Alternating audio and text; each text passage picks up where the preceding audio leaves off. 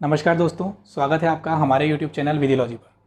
आज हम लोग बात करने वाले हैं अनलॉफुल एक्टिविटीज़ प्रिवेंशन एक्ट 1967 के चैप्टर 3 और चैप्टर 4 के बारे में। चैप्टर 3 और चैप्टर 4 में बताया गया है कि अपराध क्या, कौन कौन से क्या अपराध होंगे, उनके लिए क्या पेनल्टीज़ होंगी।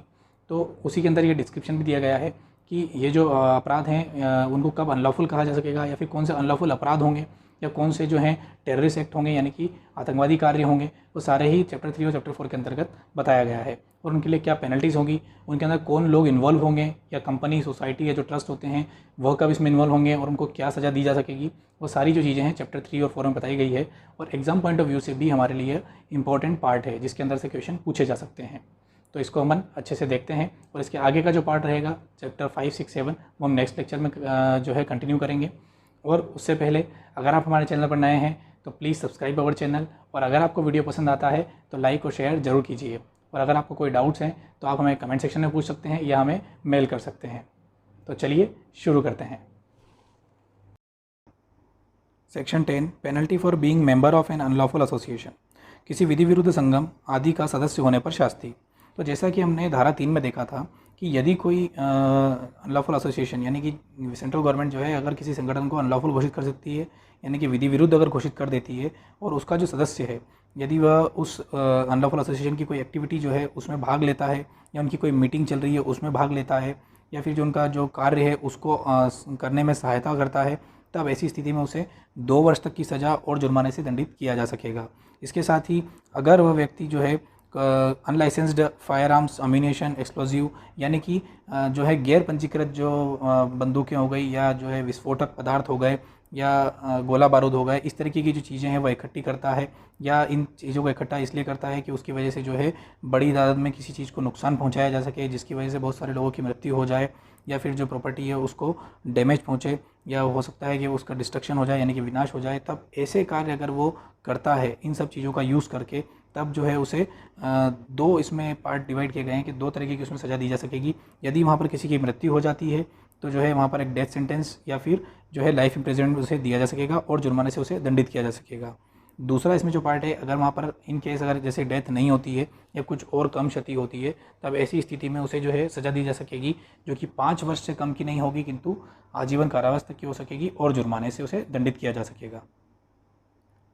धारा 11, penalty for dealing with funds of an unlawful association. विधि विरुद्ध संगम की निधियों के लिए शास्ति। तो जैसा कि धारा 7 में हमने देखा था कि जो एसोसिएशन जो है अनलॉफुल घोषित कर दिए जाते हैं, विधि विरुद्ध घोषित कर दिए जाते हैं, उनका अगर कोई फंड्स हैं जो उनके पास उपलब्ध हैं, यानी कि उनकी जो सिक्योरिटीज़ हैं या उनके जो बॉन्ड्स हैं जो उनके पास रखे हुए हैं, तो उनका जो उपयोग है अगर उसके अंदर उसको प्रतिषेध कर दिया गया है यानी प्रतिबंधित कर दिया गया है, तब अगर कोई उसको जो है उस पैसों को जो है यूज़ करता है या उनको जो है ट्रांसफ़र करता है, या फिर किसी ऐसी एक्टिविटी में प्रयोग में लेता है जो कि अनलॉफुल है, तब ऐसी स्थिति में उसके खिलाफ जो है कार्रवाई की जा सकेगी और उसे दंडित किया जा सकेगा। और ऐसा दंड जो है वो 3 साल तक का हो सकेगा, और जुर्माने से या फिर दोनों से उसे दंडित किया जा सकेगा। धारा 12, penalty for contravention of an order made in respect of a notified place. अधिसूचित स्थान के संबंध में किए गए किसी आदेश के उल्लंघन के लिए शास्ति। तो जैसा कि धारा 8 में हमने देखा कि जो स्थान अगर अधिसूचना के अंदर गवर्नमेंट के द्वारा अगर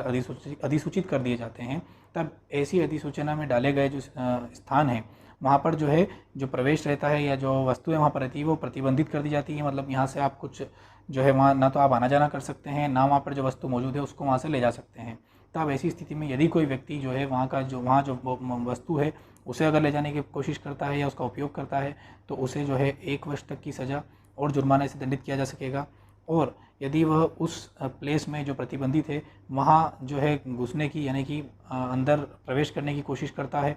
तब ऐसी स्थिति में भी उसे 1 वर्ष तक की सज़ा और जुर्माने से दंडित किया जा सकेगा। धारा 13, पनिशमेंट फॉर अनलॉफुल एक्टिविटीज़। विधि विरुद्ध क्रियाकलाप के लिए दंड। तो जो कोई विधि विरुद्ध क्रियाकलाप में भाग लेगा या उसे करने के लिए उसमें सहायता करेगा, या फिर उसका जो है पक्ष लेगा, यानी कि जो वो कार्य हो रहा है उसका जो है वो सपोर्ट करेगा उसको, या फिर उसका जो है दुष्प्रेरण करेगा, या किसी को सलाह देगा वो कार्य करने के लिए, या किसी को उकसाएगा वो विधि विरुद्ध कार्य करने के लिए, तब ऐसी सारी ही स्थितियों में जो है उसे 7 वर्ष तक की सज़ा और जुर्माने से दंडित किया जा सकेगा। लेकिन अगर कोई जो व्यक्ति है वो सिर्फ अनलॉफुल एक्टिविटीज़ जो हैं उसके अंदर सिर्फ सहायता दे रहा है, इस धारा के अंतर्गत, तब जो धारा 3 में जो बताया गया है अनलॉफुल एसोसिएशन, उसकी जो एक्टिविटीज़ हैं अगर उसके अंदर सिर्फ वो सहायता देता है तो ऐसी स्थिति में उसे 5 वर्ष तक की सज़ा और जुर्माने से दंडित किया जा सकेगा। धारा 14 इसके अंदर सिर्फ यही बताया गया है कि इस पूरे अधिनियम के अंतर्गत जो अपराध होंगे वो संज्ञेय होंगे, यानी कि कॉग्निजेबल होंगे। धारा 15 टेररिस्ट एक्ट, आतंकवादी कार्य क्या होंगे। ये थोड़ी सी बड़ी धारा है और इसी के अंदर बताया गया है कि कौन कौन से जो कार्य हैं वो आतंकवादी कार्य में इंक्लूड किए जाएंगे। तो जो कोई भी भारत की एकता या अखंडता को खंडित करने की कोशिश करेगा, या फिर जो हमारी आर्थिक सुरक्षा है, या फिर जो सुरक्षा से रिलेटेड जो चीज़ें हैं उनको नुकसान पहुंचाने की कोशिश करेगा, या जो विदेशी जो संधियां हैं या जो विदेश में जाकर अगर उनको प्रभावित करने की कोशिश करेगा, तो वो सारी चीज़ें जो हैं आतंकवादी कार्य के अंतर्गत आती है। लेकिन इसके अंतर्गत जो है एक जो डिटेल जो बताया गया है वो इस तरीके से है कि अगर कोई बॉम्ब का, डायनामाइट का, या फिर कोई ऐसे एक्सप्लोसिव सब्सटेंस का जो कि विस्फोटक पदार्थ हो गए, या फिर कोई ऐसी जहरीली गैस हो गई जिसकी वजह से बहुत ज़्यादा मात्रा में नुकसान पहुंचाया जा सके या बहुत सारे लोगों को क्षति पहुंचाई जा सके, इस तरीके की जो चीज़ें हैं, एक्सप्लोसिव सब्सटेंस हो गए या फिर न्यूक्लियर बॉम्ब्स हो गए, इस तरीके का उपयोग करके अगर वो क्षति पहुंचाना चाहता है किसी देश को या हमारी जो किसी स्टेट को या किसी भी चीज़ को, तब ऐसी स्थिति में उसे क्या दंड दिया जा सकेगा वो इसके बाद जो इसमें डिफ़ाइन किया गया है उसमें बताया गया है। लेकिन इसके अंदर पहले हम ये समझ लेते हैं कि आखिर ये सारी चीज़ें यूज़ करके वो क्या क्या कर सकते हैं। तो उसमें सबसे पहला आता है कि वो किसी संपत्ति को हानि पहुंचा सकते हैं, या फिर उस संपत्ति को कुछ नुकसान पहुंचा सकते हैं, या हो सकता है कि वो इस संपत्ति को पूरी तरीके से डिस्ट्रॉय कर दें, यानी कि डिस्ट्रक्शन उनका कर दें, विनाश कर दें, या फिर जो है डिसरप्शन, यानी कि जो हमारी इसेंशियल सर्विसेज हैं, यानी कि जो बोल सकते हैं कि आपकी टेलीकॉम सर्विसेज हो गई, या रेलवेज़ हो गई, या बस ट्रांसपोर्टेशन हो गया, इस तरीके की जो सर्विसेज हैं अगर उसको बाधित कर दे, इस तरीके का कोई कार्य करे कि उसकी वजह से वो बाधित हो जाएं, या फिर जो हमारी मौद्रिक स्टेबिलिटी है, यानी कि मॉनेटरी स्टेबिलिटी जो चीज़ है, अगर उसको जो है प्रभावित करने की कोशिश करें, तो जो मॉनेटरी स्टेबिलिटी है वो कैसे प्रभावित होगी। तो वह ऐसे कि जो हमारी करेंसी है उसकी जो है नकली करेंसी अगर वो मार्केट में लेकर आ जाएँ, या फिर जो कॉइन्स हैं उसका जो है नकली कॉइन अगर बाज़ार में वो लेकर आ जाएँ, तो उसकी वजह से मॉनेटरी स्टेबिलिटी जो है हमारी गड़बड़ा जाएगी। या फिर जो पब्लिक फंक्शनरी है, यानी कि जो लोक कृत्यकारी हैं, अगर उनको वो मारने की धमकी दे या उन्हें मार दे, या फिर जो उन्हें निरुद्ध करके रखे, यानी कि उनको किडनैप कर ले, या फिर उनका जो है अबडक्ट कर ले, वो सिर्फ इस वजह से उन्हें करे ताकि जो सरकार है, यानी कि भारत सरकार हो गई या राज्य सरकार हो गई या कोई अन्य विदेशी सरकार हो गई या कोई ऐसा अन्य कोई अंतर्राष्ट्रीय संगठन हो गया, तो उनसे अगर उनका कोई कार्य है और उनको अगर वो निकलवाना है तो इस तरीके से उन्हें कंपेल करे, यानी कि उन्हें बाध्य करे, और उन अधिकारी जिनको उन्होंने किडनैप किया है उनके थ्रू कि अगर वो ये कार्य नहीं करेंगे तो वो इन्हें मार देंगे। तो इस तरीके की कार्रवाई, इस तरीके की जो कार्य हैं अगर कोई करता है तो ये सारे ही कार्य जो हैं एक टेररिस्ट एक्ट, यानी कि एक आतंकवादी गतिविधि, आतंकवादी कार्यों के अंतर्गत आएंगे। लेकिन इसके अंतर्गत जो पब्लिक फंक्शनरी बताई गई है उसके अंदर कौन आएगा, तो ये हम समझ लेते हैं कि जो संवैधानिक प्राधिकारी हैं, यानी कि जो संवैधानिक पद हैं वो हो गए, या फिर जो ऑफिशियल गजेट, यानी कि जो राजपत्र के अंतर्गत अगर सेंट्रल गवर्नमेंट ने किसी अधिकारी का जो है उसमें मेंशन किया है तो वो भी इसके अंतर्गत आएंगे। धारा 16, तो जो टेररिस्ट एक्ट हमने पढ़े धारा 15 के अंतर्गत, यदि कोई वो करता है तो उसके लिए क्या दंड होगा, वो धारा 16 में दिया गया है। तो अगर उन कार्यों की वजह से अगर ऐसा होता है कि किसी व्यक्ति की मृत्यु हो जाती है, किसी व्यक्तियों की मृत्यु हो जाती है, तब ऐसे केस में जो है उसे मृत्यु दंड दिया जा सकेगा, या फिर जो है आजीवन कारावास से दंडित किया जा सकेगा, या फिर जुर्माने से। और अगर इन केस अगर किसी की मृत्यु नहीं होती है या जो है कम नुकसान होता है, तब ऐसे केस में जो है उसे सज़ा दी जा सकेगी, जो कि 5 वर्ष से कम की नहीं होगी, किंतु आजीवन कारावास से तक के लिए हो सकेगी, और जुर्माने से उसे दंडित किया जा सकेगा।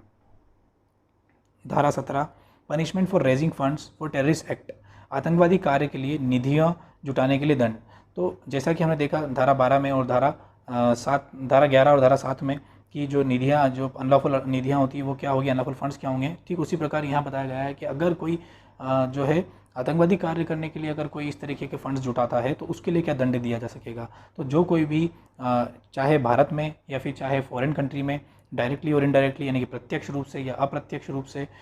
जो है इस तरीके के एक्टिविटीज़ को अंजाम देने के लिए, या जानते हुए कि ये जो पैसा वो इकट्ठा कर रहा है वह है जो है आतंकवादी संगठन या आतंकवादी गैंग या किसी आतंकवादी इंडिविजुअल के द्वारा जो है वो प्रयोग में लाया जाएगा इस तरीके की अनलॉफुल एक्टिविटीज़, यानी कि टेररिस्ट एक्टिविटीज़ को अंजाम देने के लिए, तब यही समझा जाएगा कि वह भी उसमें इन्वॉल्व है और उसे जो है सज़ा दी जा सकेगी, जो कि 5 वर्ष से कम की नहीं होगी, और जो है लाइफ इम्प्रिजनमेंट यानी कि आजीवन कारावास तक की हो सकेगी और जुर्माने से उसे दंडित किया जा सकेगा। इसके अंतर्गत यही बताया गया है कि इस धारा के अनुसार किसी भी कार्य में भाग लेने, संगठित होने, संचालन करना अपराध होगा। जैसा कि हमने आपको बताया कि जो इसके अंदर सारी ही चीज़ें इंक्लूड हो जाती है, यदि आप उसके अंदर उपस्थित भी हो, उनकी सभा में उपस्थित भी हो, तो भी आप एक अपराध के अंतर्गत आते हैं।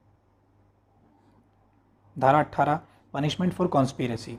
षड्यंत्र आदि के लिए आवेदन। षड्यंत्र जो है इसके बारे में हम एक क्रिमिनल षड्यंत्र यानी कि जो क्रिमिनल कॉन्स्पिरेसी है उसके बारे में हम आईपीसी में भी पढ़ेंगे, जो कि 120A के अंदर वहाँ पर डिफाइन है। तो ठीक उसी तरीके से यहाँ पर भी बताया गया है कि षड्यंत्र आदि के लिए दंड क्या होगा। तो whoever conspires or attempts or to commit advocates abets advises or incites, तो यानी कि कोई भी व्यक्ति अगर कोई टेररिस्ट एक्ट यानी कि आतंकवादी कार्य करने के लिए या फिर उस कार्य की तैयारी करने के लिए किसी को जो है ऐसा षड्यंत्र रचता है ताकि उसके अंतर या षड्यंत्र रचता है या षड्यंत्र रचने का प्रयत्न करता है ताकि किसी व्यक्ति को उसके अंतर समर्थन में लाया जा सके, या फिर उसका दुष्प्रेरण करता है या किसी को सलाह देता है ऐसा कार्य की तैयारी करने के लिए, तब ऐसी स्थिति में उसे जो है सज़ा दी जा सकेगी, जो कि 5 वर्ष से कम की नहीं होगी, लेकिन जो है आजीवन कारावास तक की हो सकेगी और जुर्माने से उसे दंडित किया जा सकेगा। Section 18A punishment for organising of terrorist camps, आतंकवादी शिविर आयोजित करने के लिए दंड।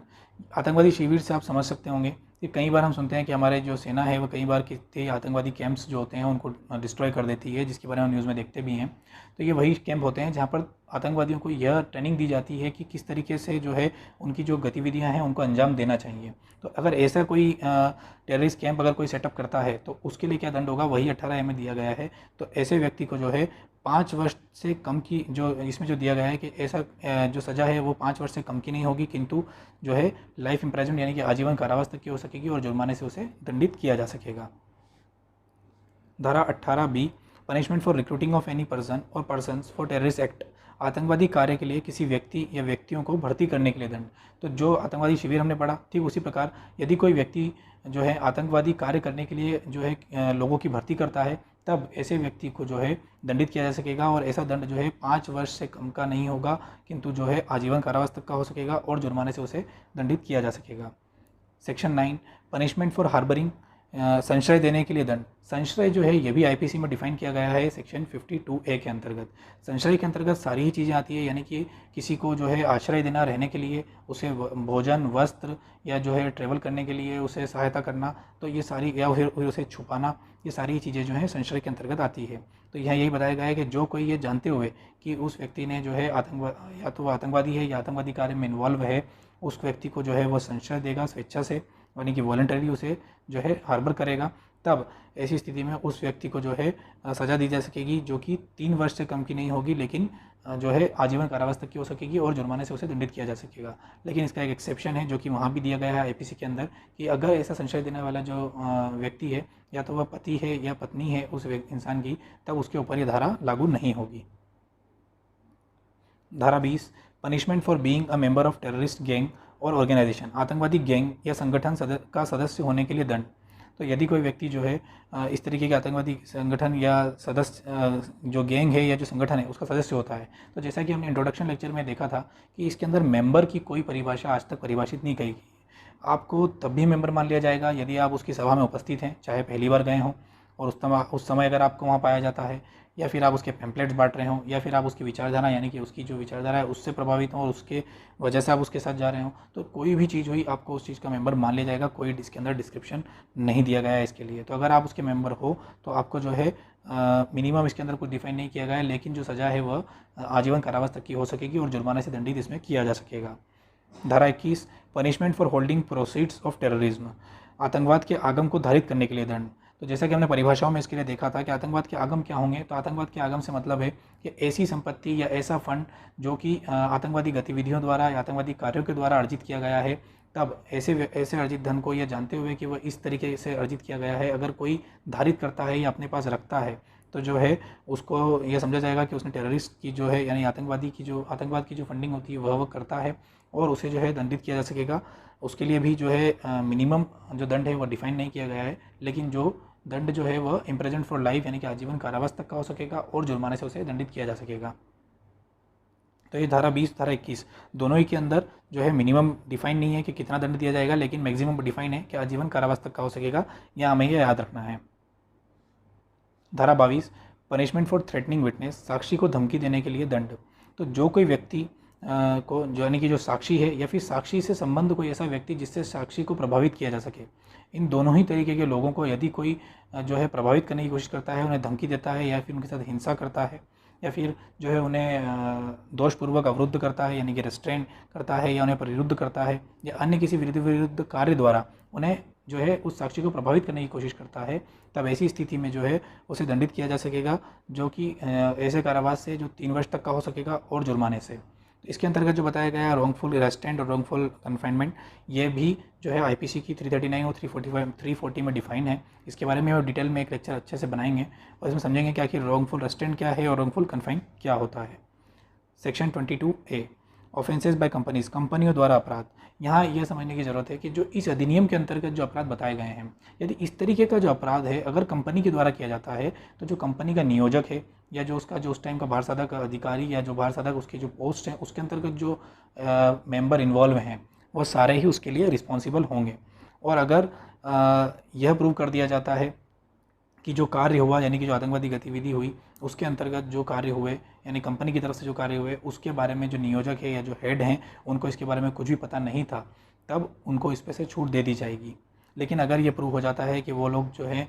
ये सब जानते थे और उसके बावजूद इसमें मौन रहे, तब उनको जो है इसके अंतर्गत प्रोसीड किया जा सकेगा और उन्हें इसके लिए दंड भी दिया जा सकेगा। इसके लिए जो दंड दिया जा सकेगा वो आगे बताया गया है, वो हम देखते हैं।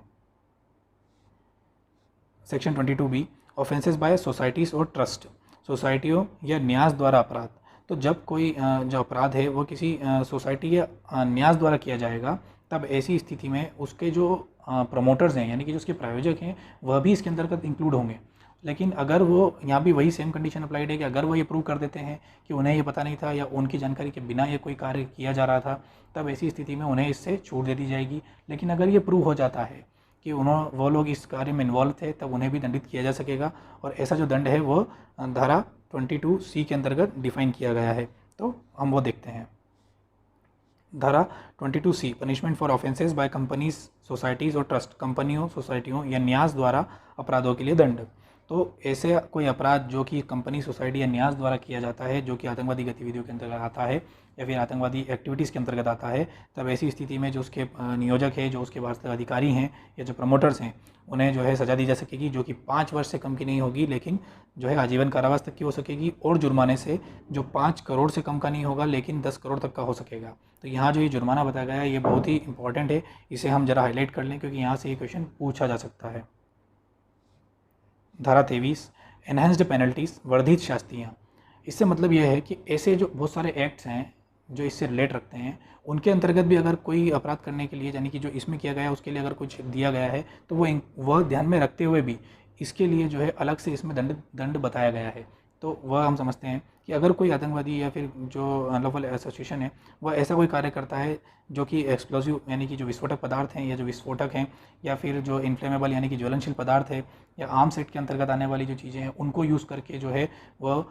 कोई कार्य करते हैं या किसी को हानि पहुंचाते हैं या कोई बड़ा जो है हार्म पहुंचा देते हैं, तब ऐसी स्थिति में जो है उन्हें जो है इस एक्ट की इस धारा के अंतर्गत सजा दी जा सकेगी, जो कि 5 वर्ष से कम की नहीं होगी लेकिन आजीवन कारावास तक की हो सकेगी और जुर्माने से उन्हें दंडित किया जाएगा। दूसरा इसके अंतर्गत जो ऑप्शन दिया गया है वह यह है कि अगर जो ऊपर जो बताया गया उन चीज़ों में तो वो उल्लंघन कर देगा, लेकिन अगर सेकंड पार्ट में ये बताया गया कि अगर वो उल्लंघन करने की सिर्फ कोशिश करता है यानी कि प्रयत्न करता है या फिर उसकी तैयारी करता है, तो उसके संबंध में अगर उसे जो है आजीवन कारावास का जो अगर दंड दे दिया जाता है तो यह समझा जाएगा कि वह जो आजीवन कारावास का दंड दिया गया है वह 10 वर्ष तक का है। तो यह था दोस्तों चैप्टर 3 और 4, जिसके अंदर बताया गया है कि अपराध क्या हो सकता है और अपराध और उनके लिए जो पेनल्टीज़ यानी कि जो शास्तियाँ हैं वो क्या होंगी। अब इसके बाद जो धारा चैप्टर 5, 6 और 7 है वो नेक्स्ट लेक्चर में हम कंटिन्यू करेंगे। यह वीडियो आपको कैसा लगा ये ज़रूर हमें बताइएगा कमेंट सेक्शन में, और अगर आपको वीडियो पसंद आया हो तो आप प्लीज़ लाइक शेयर ज़रूर कीजिएगा, और अगर आप हमारे चैनल पर नए हैं तो इसे सब्सक्राइब ज़रूर कीजिएगा। Thank you.